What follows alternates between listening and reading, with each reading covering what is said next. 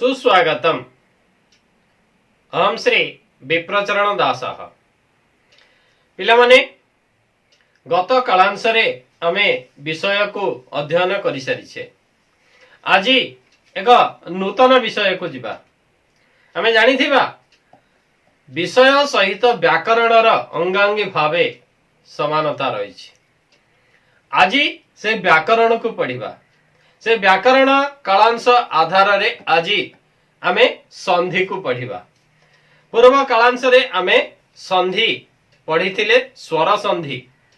स्वर संधि को अध्ययन करि सारिछे। आज व्यंजन संधि को अध्ययन करिबा।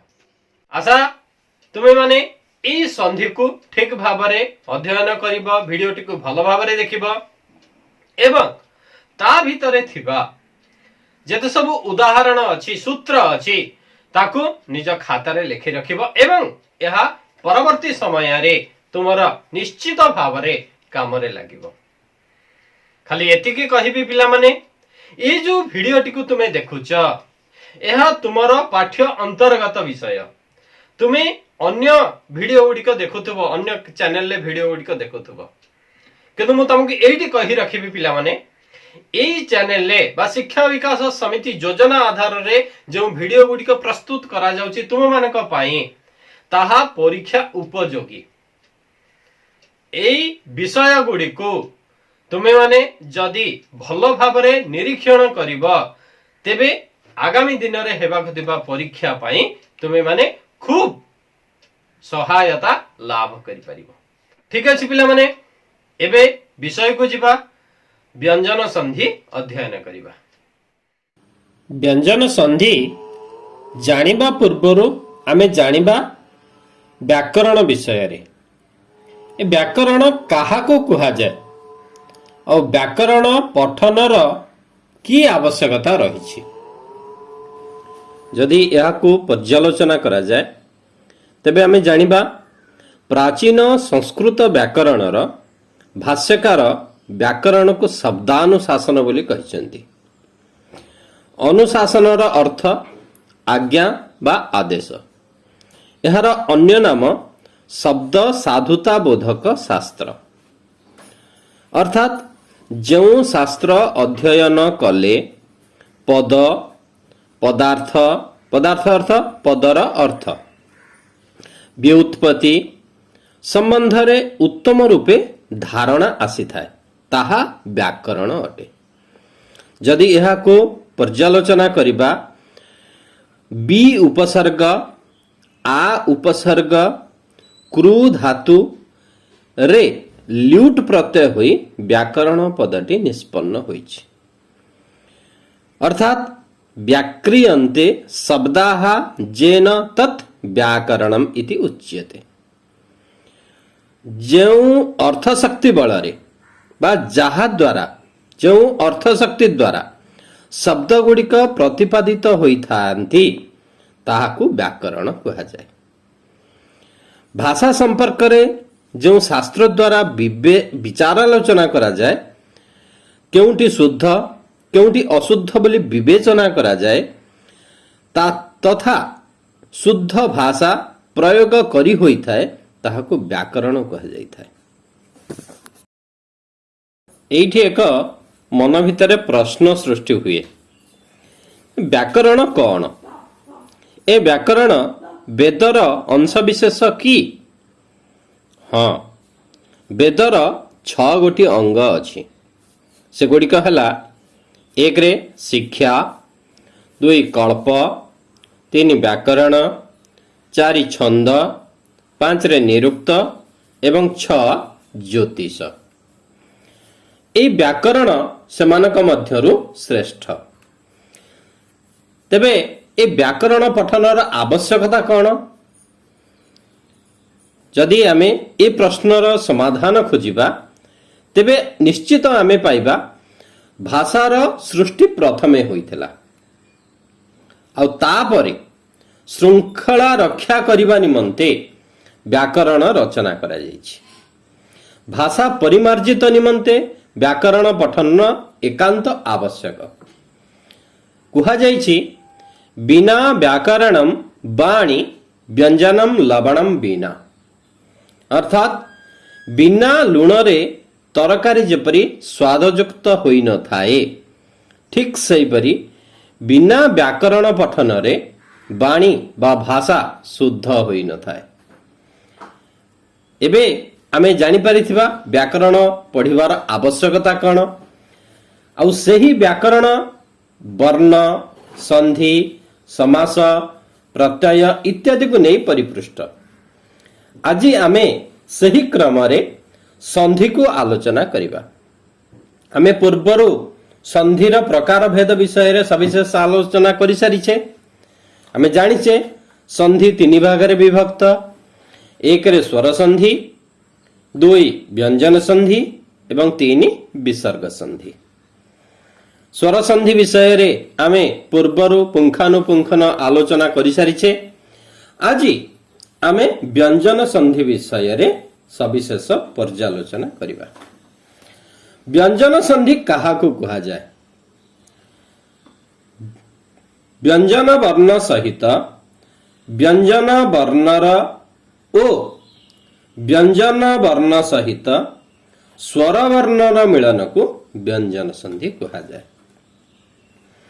सिद्धांत कौमुदी आधार रे व्यंजन संधिर अनेक सूत्र रहिछि, किंतु आमे 5 गोटी सूत्र को अध्ययन करिबा। व्यंजन संधि को जानिबा पूर्वरु आमे व्यंजन वर्ण विषय रे टिके मने पकई नबा। व्यंजन वर्ण सिद्धांत चंद्रिका आधार रे व्याकरणर अनन्य पुस्तक सिद्धांत चंद्रिका वर्गीय व्यंजन और अवर्गीय व्यंजन भाव रे व्यंजन वर्ण दुई भाग रे विभक्त। अर्थात हमको देखिबा अवर्गीय व्यंजन केतोटी और वर्गीय व्यंजन केतोटी। जदि वर्गीय व्यंजन को आमे देखुचे ताहा 25 गोटी। कौन कौन ताहा ना? एक रे वर्गीय व्यंजन रा प्रथम आसुची क च ट त प। द्वितीय वर्ण ख छ ठ थ फ। तृतीय वर्ण ग ज ड़ द व। चतुर्थ वर्ण घ झ ढ ध भ।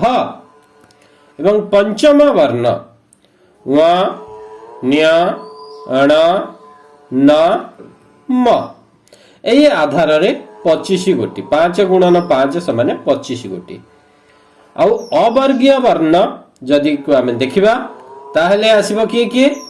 ज र ळ व स अर्थात तालवेश, मूर्धन्यस, दंतेश एवं ह। प्रथम सूत्र को देखिबा। म परे व्यंजन वर्ण थिले म र अनुस्वार होइथाय एवं परवर्ती व्यंजन वर्ण पूर्ववत रहिथाय। एबे उदाहरण को देखिबा। लताम युक्त प्रति अर्थात पूर्व पदर अंतिम वर्ण म रहुछि एवं पर पदर आद्य वर्ण प्र रहुछि अर्थात व्यंजन वर्ण रहुछि। व्यंजन वर्ण मिसिकी व्यंजन संधि रे परिणत होउछन्ति। केमिति होउछन्ति देखिबा। हमर सूत्र आधार रे म हलंत परे जदि व्यंजन वर्ण रहुछि तेबे ताहा अनुस्वार को परिवर्तन हे जिवो। अर्थात लताम हे गला, लताम रे अनुसार हे गला। तो लताम प्रति जदि आमे संधियुक्त पदटी देखिबा ताहा होछि लताम प्रति। ठीक सही परि भाव रे द्वितीय उदाहरण को जिबा। हरिम युक्त बंदे। एही उदाहरण रे म हलंत एवं परवर्ती रे व्यंजन वर्ण अछि। तो म हलंतटी अनुसार हे जिवो एवं हमर संधियुक्त पदटी कोन हबो ना हरिम बंदे। शीघ्रम युक्त जाति म हलंत परे व्यंजन वर्ण अछि अर्थात म हलंत र परिवर्तन हो जिवो अनुसार को शीघ्रम याति। ठीक सेहिपरि भावरे द्रुतम युक्त धावति द्रुतम धावति एहिपरि भावरे आमे म परे जदि व्यंजन वर्ण रहुछि तेबे तार बा म और म र अनुसार होइथाय।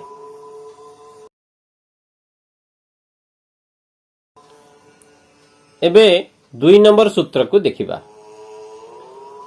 र पूर्ववर्ती रेफ र लोप होई दीर्घ स्वर रे परिवर्तित होइथाय।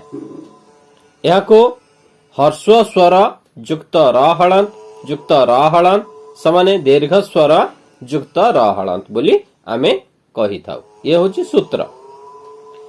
देखिबा उदाहरण नबा। प्रथम उदाहरण नउचे पुनर्युक्त रमते। प्रथम पदर अंतिम वर्ण र हलंत रहिला एवं द्वितीय पदर आद्य वर्ण र रहउछि। सूत्र आधार रे र पूर्ववर्ती रेफ लोप होई जिवो एवं ताहा दीर्घ स्वर रे परिणत होई जिवो। केमिति होछि देखिबा। अ युक्त र नर दीर्घ स्वर होई जिवो।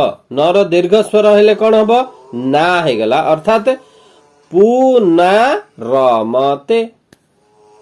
द्वितीय उदाहरण को गले आउ टिके स्पष्ट हो जिवो।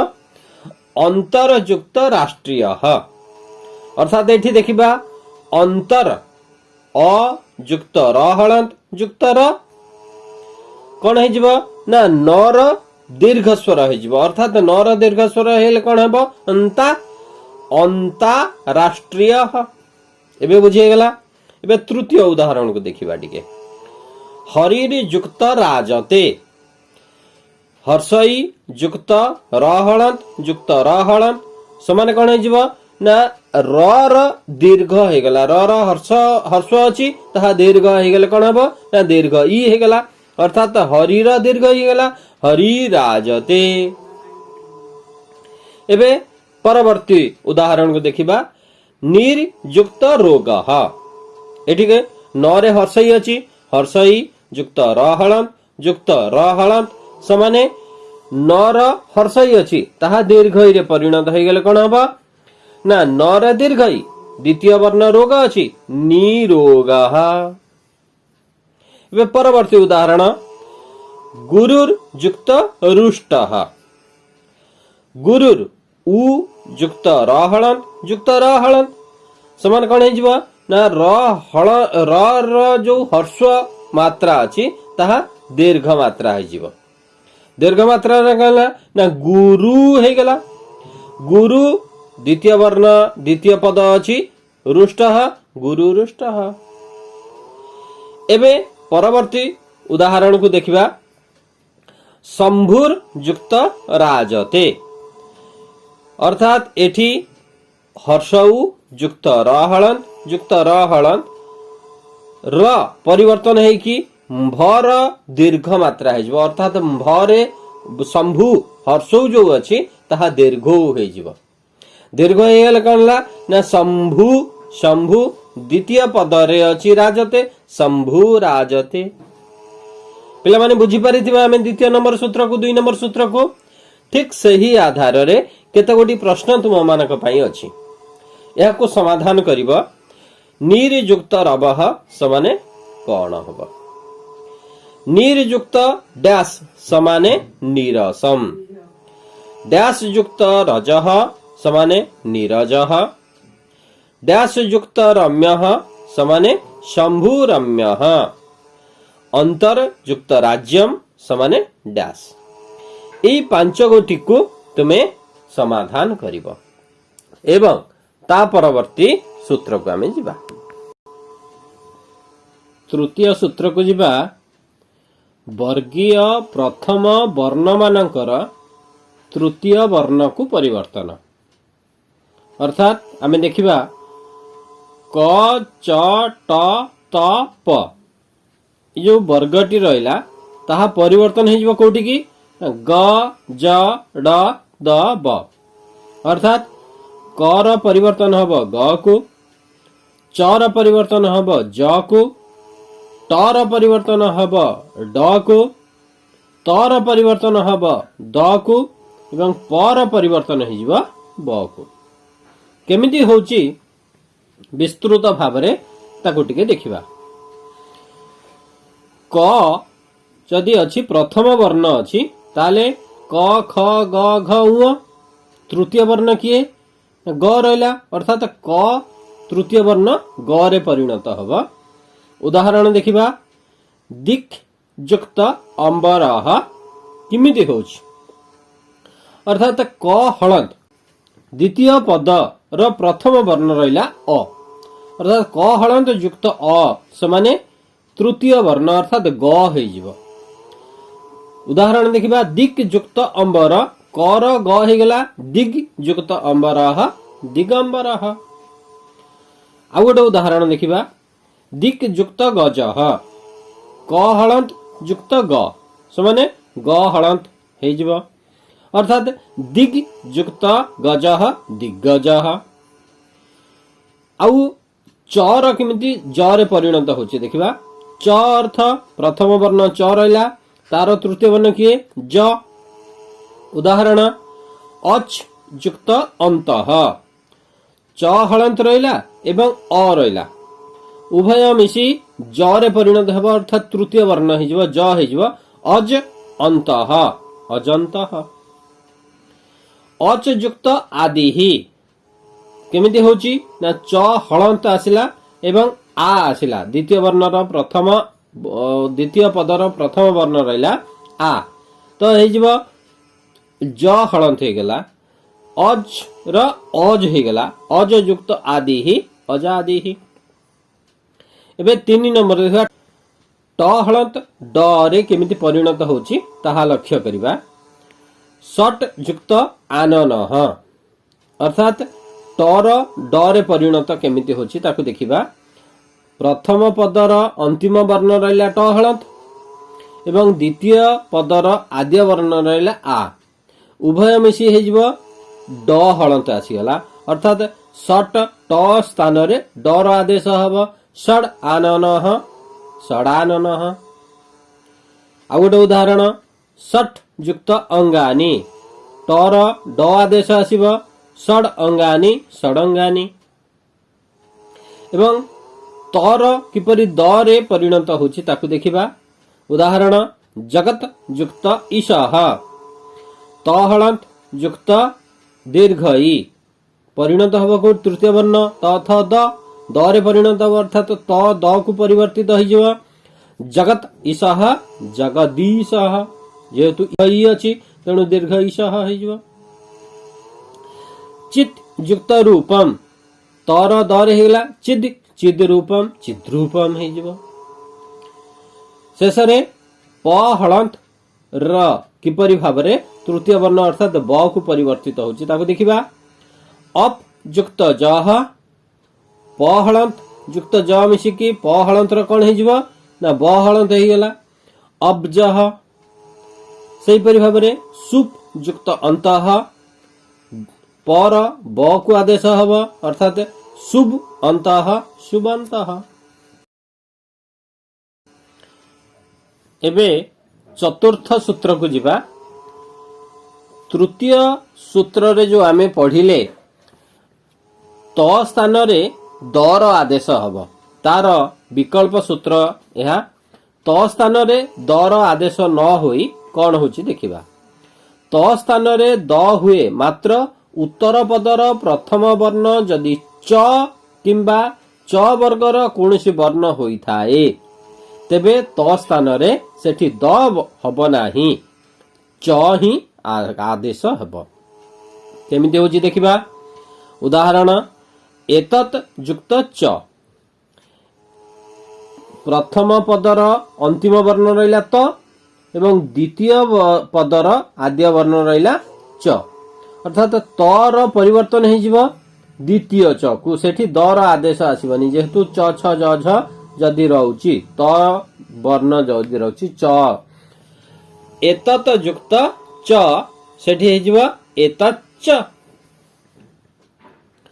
अन्यत युक्त च उदाहरण आ गोटे नौचे अन्यत युक्त च।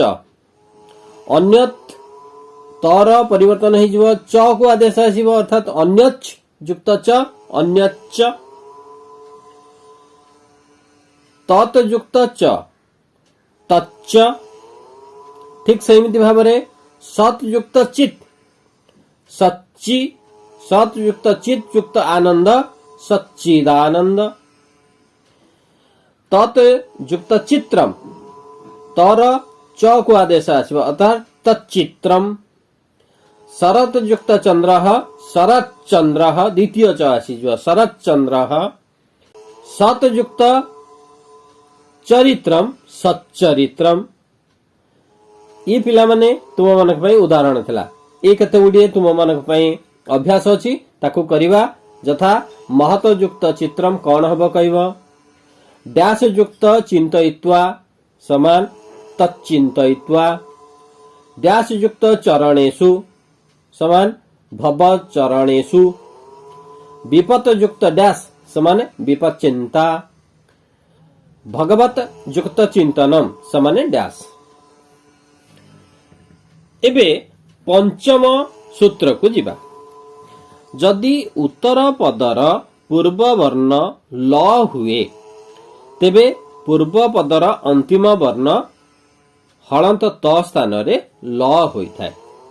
उदाहरण देखिबा उत युक्त लासह तर ल हेजिबो तर ल आदेश आसीबो अर्थात त स्थान रे ल हेजिबो उल युक्त लासह उल्लासः ल ल मिसिकी द्वितीय ल हेला उल्लासः। समुत युक्त लेखः समुल युक्त लेखः समुल्लेखः द्वितीय ल हेजिबो। समुत युक्त लासः समुल्लासः। उत युक्त लेखः उल्लेखः। महत युक्त लघु महल लघुः। ये थिला तुम मानक पई किछि उदाहरण। एबे आ भितर किछि अभ्यास कार्य तुम मानक पई दिया जाउची ताकू तुमे करिवो। शून्य स्थान पूरण को समाधान करिवो। तत युक्त लीन समाने डैश। डैश युक्त लता समाने तडिल लता। डैश युक्त लता समाने विद्युत लता। उत युक्त लंघनम समाने डैश। उत युक्त लांगुलम समाने डैश।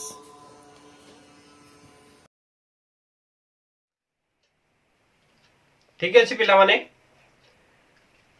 जहा आलोचना रहिला ताकू निज खाता रे लेखि नै थिबो निश्चित एवं एहाकू बारंबार अभ्यास करिवो। काहेकि ना संस्कृत रे गोटे कथा अछि अनभ्यासे विषम विद्या। जदि अभ्यास करिबा विद्या आम पई फलप्रसू हबो।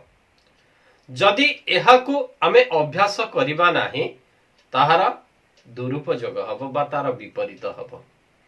विषतुल्य है जीव से विद्या आम पई क्षतिकारक हबो। ठीक अछि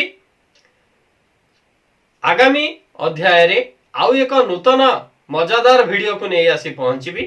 से पर्यंत रहुची पुनर्मिलामः।